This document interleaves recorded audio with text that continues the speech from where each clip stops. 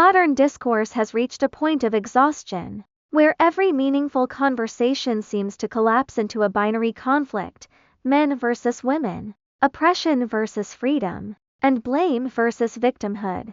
At some point, this ceases to be an honest exchange. Life is not inherently difficult because of your gender, it is difficult because you are human. The frustration lies in how often basic expectations, responsibility, emotional maturity, and self-reflection are framed as forms of oppression.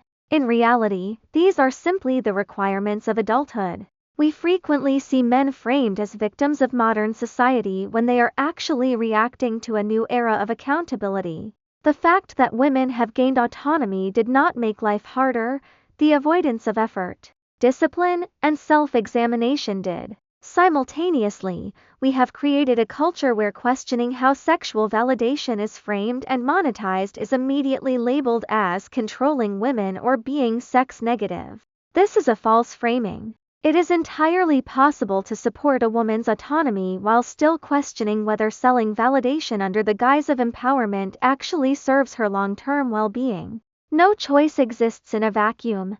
Culture, incentives, and language shape our behavior. Pointing this out isn't policing bodies, it is analyzing systems. I recently tested this perspective in a mixed debate space, and the response was telling. Any attempt at nuance was flattened into accusations of moral policing or hidden agendas. That reaction speaks to the fragility of the current discussion. Men are not oppressed because women have options, and women are not liberated just because their attention can be monetized. If basic reciprocity feels like oppression, the issue isn't gender equality. If every critique feels like an attack, the problem isn't the critique. We must drop the victim narratives. Accountability is not cruelty, reality is not misogyny, and responsibility is not oppression. For women who desire healthy, functional relationships, these truths are unavoidable. Long-term intimacy requires accountability,